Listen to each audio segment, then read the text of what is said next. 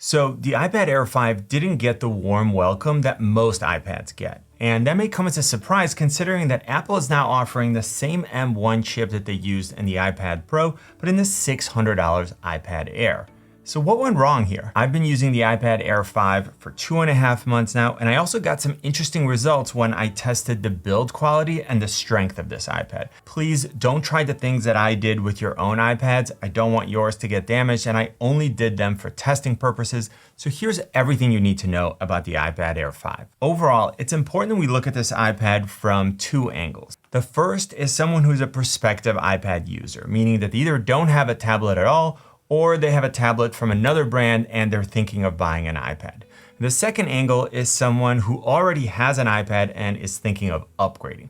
As far as the size and the design, we're not seeing any changes from the iPad Air 4. So we have the exact same body, the same size bezels, same 10.9-inch display, the same button configuration with Touch ID incorporated into the power button, and the same 2-speaker setup. Now the new colors are awesome, and I definitely like this more saturated blue than the muted one on the iPad Air 4. But as far as the design and the size, if you already have an iPad Air 4, there's really no reason to upgrade. You're not going to do that just for the color. But if you're coming from an iPad Air 3, or if you're looking to upgrade from an iPad 9 or older, then you are getting rid of the larger bezels on the top and the bottom, and then of course getting rid of the home button. If you're thinking of switching from a comparable Samsung Galaxy Tab S, for example, then again, there's nothing about this design that stands out, and you're most likely moving from 4 speakers on something like the Tab S7 and the Tab S8 down to 2 speakers. One sort of odd thing about the iPad Air 4 speakers has to do with the configuration. So we're getting 4 speaker grills, but only 2 speakers, and they're located at the bottom instead of the top when you're holding the iPad in landscape mode. And in terms of quality, the speakers are actually very good. And if I'm watching content or if I'm playing Xbox games using a controller, they work great. But when I play PUBG, for example, I'm holding the tablet with a fair amount of pressure between my 2 palms, and my hands land right on the 2 speakers. Now, this doesn't completely block out the sound because it's still coming out of the top, but it does make it more muffled. Now, I could technically flip it upside down, and that does work. The audio quality goes back to normal, but now the Apple Pencil is at the bottom because there are no magnets at the top. Also, the power button is now covered by my right hand, and because the button protrudes from the iPad, it's super easy to press it by mistake. When we look at the display itself, it's a good 60 Hertz display of it. No complaints about it for the past 2.5 months, but it's the same display that we got on the iPad Air 4. Same resolution, same size, same pixel density. So again, there's no differentiation or upgrade from the iPad Air 4. It is an upgrade from the entry-level iPad because it's a fully laminated display, but it lacks features like 120 Hz refresh rate that we see on competing tablets from other brands. As far as the size, I think that the iPad Air 5 is right in the sweet spot. So unless you specifically want a smaller iPad like the iPad Mini 6 or a large one like the 12.9-inch iPad Pro, I think this display size is great. Now, before we get to build quality tests, there are 3 things that I want with every iPad. I want to protect the device itself from drops, I want to protect the screen from scratching, and I want to be able to charge the iPad faster. There are a couple of products from today's sponsor, Spigen, that help me out. Now, I've been using the Ultra Hybrid Pro case. It comes in colors that match the new iPad Air 5, so I got this blue one, which I absolutely love. It has a nice finish to it, and the back is clear, so I can still see the actual color of my iPad. It has a trifold design, so you can position the iPad in different orientations. The case fully protects all the sides of the iPad, has reinforced corners that absorb impact, and it has a strap that secures the Apple Pencil while it's charging. As far as screen protector, I went with the Paper Touch Pro. I like the matte finish because it helps reduce reflections when I'm working outside. It also adds a nice texture, which improves the feel of the Apple Pencil. And I love the fact that it comes with an auto alignment tool to make installation easy. The iPad Air 5 does come with a charger, which is great because you don't have to buy one, but it's only an 18-watt charger. The ArcStation Pro is about 30% smaller. It has retractable prongs, and it's a 30-watt GAN charger, so it's more efficient and it generates less heat. This way, when I only have a few minutes here and there throughout my day, I can get my iPad charged faster. Back to the iPad Air 5 build quality, I read some comments about several potential issues and I decided to do some testing. So I researched all over the web and I put together a list of complaints and then started testing them out. Again, I want to ask that you don't do this with your own iPad. I would never do these things if I weren't testing them just to show you. So the first and the simplest claim was that you can feel the internal components when you're just holding the iPad Air 5. Now I've had 3 different iPad Air 5s and there's no way that you can feel anything through the frame. I mean, it would have to be so thin for that to actually happen and you would constantly damage it in everyday use, so that's a definite no from me. Now, the second claim was about creaking and weird sounds. So I was twisting my iPad Air 5 in opposite directions to see if I can get anything to make a sound, and I didn't. Then I went to the third claim, which was about clicking noises. I started at level 1 by pressing on the back with the normal amount of pressure that I would use on a tablet, and then going all the way around, I heard nothing.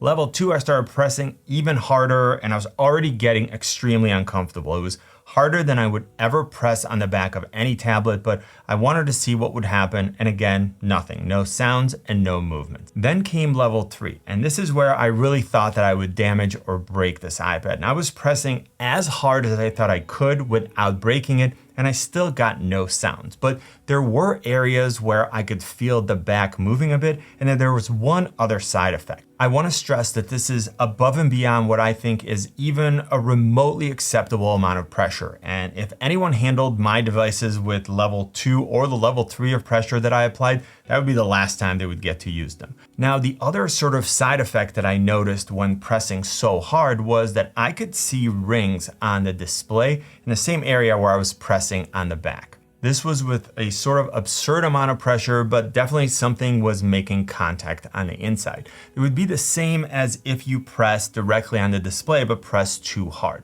I decided to run the same test on the iPad 9, the iPad mini 6, and the iPad Pro. And if I pressed hard enough on the back, the same thing would happen with all of them. Then I grabbed a few of my Samsung tablets, and again, I could get this to happen on all of them if I pressed hard enough. With all that said, is it possible that there are some iPad Air 5s out there with issue? Sure, it's possible. Is it also very possible that I just got lucky and all 3 models that I had just happened to be good ones? Sure, but I'm only here to share my actual user experience with you and hope that it's helpful. And for the 3rd time, please don't do this to your own iPads. When I look at the battery life, Apple doesn't focus on milliampere hour to describe iPad batteries. They really only reference battery life, which, like every other iPad, is 10 hours of watching video or surfing the web on Wi-Fi, and then 9 hours if using cellular data. So far, my experience with the iPad Air 5 has been good. It's not quite as good as the iPad 9, but it's about the same as the iPad mini and the 11-inch iPad Pro. As far as everyday use, multitasking, and just overall performance, the M1 chip just crushes it. This iPad is fast, it's responsive, and there's nothing that I've tried to do over the past 2.5 months that made it feel sluggish. Don't forget that we're not just getting a more powerful processor with the M1, we're also doubling the RAM from 4 GB on the previous version to 8 GB on this one. So it'll easily be able to handle everything that most people need to do now and probably for the next 5 or 7 years. I've also had no hiccups when using the iPad Air 5 as an additional display for my Macs and MacBooks with Sidecar. As long as I'm using the same Apple ID on both devices, I can wirelessly connect it and then go ahead and use both displays. If you're not using Sidecar, you really should. It's great. And at the end of this video, I'll link to a short tutorial explaining how Sidecar works and why it's such a powerful feature. When you think of getting the M1 chip, lots of amazing apps, plus Apple's outstanding long-term support all for $600, it sounds like a great value, but there's still one problem. Storage. You see, the $600 iPad Air 5 starts with 64 GB of storage. If you're primarily using this device just to consume content, to do some web-based work, and then play a few games, that's not going to be an issue for you. But if you do any more than that, I just don't think that 64 GB is going to last you for 5 years. I'm already almost out of storage on mine, apps take up the majority of the storage, and then iPadOS and system data take up a little more than 11 gigabytes. My concern is that you may end up with a device that has plenty of processing power, but you'll need to replace it because you'll want more storage. Yes, you can store things like photos, videos, and other files on the cloud, but these devices continue to get more and more powerful, and developers are competing to see how far they can push them, so apps and games will only continue to grow in size. If you want to move up to the 256 gigabyte version, now you're looking at $749, and you're getting dangerously close to that $799 11 iPad Pro zone. I'll also link to a more detailed comparison of the two at the end of this video, but if you only need a little more storage, you're kind of getting a lot by upgrading to the 128 gigabyte iPad Pro for an additional $50, and it's definitely worth considering even for the casual user. If you actually need 256 gigabytes of storage, then the 11-inch iPad Pro jumps up to $899, and you need to prioritize your specific needs, and my dedicated video will cover everything. As far as accessories, I still love my keyboards. I primarily use the Magic Keyboard and the Logitech Folio Touch.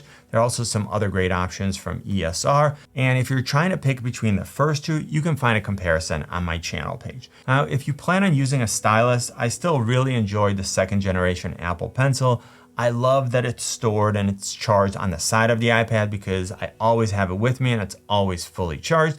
And as I mentioned earlier, the Paper Touch Pro makes the whole writing or drawing experience better because the display isn't as slippery. Before we get to what went wrong with the iPad Air 5, I quickly want to mention the cameras. If you've been watching my channel for a while, you know that I'm a camera nerd. But at the same time, I don't overvalue the camera systems on my tablets because I always have a phone with me that has a better camera system and it's more comfortable to use. Having said that, the rear-facing camera on this iPad is good enough for anything that I would ever use it for. And I absolutely love having the new ultra-wide 12 megapixel front-facing camera because of center stage.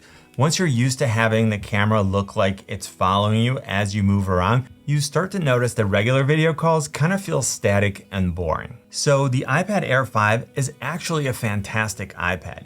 It's just not that different, and it was introduced into a fairly complete product line without the announcement of a new chip, without a new design, no introduction of a new camera or new camera features, and without a better display or better speakers. The upgrades that it did get put it on par with the iPad Pro in terms of processing power, but in a world where most iPad users weren't necessarily looking for better performance. I've said this before, but with one little change, with offering additional storage and going from 64 to 128 gigabytes for the base model, and then from 256 to 512 on the higher end model, the perception of the overall value would have dramatically increased. Apple would be giving people more of what they actually need. They would be giving them something that would have an immediate, useful, and meaningful benefit in their day-to-day use. Now you should watch this comparison of the iPad Air 5 and the 11-inch iPad Pro, or this sidecar tutorial. Hopefully this video was helpful. Click on my face to subscribe. You know what I always say? Buy it nice or buy it twice. Good luck and see you soon.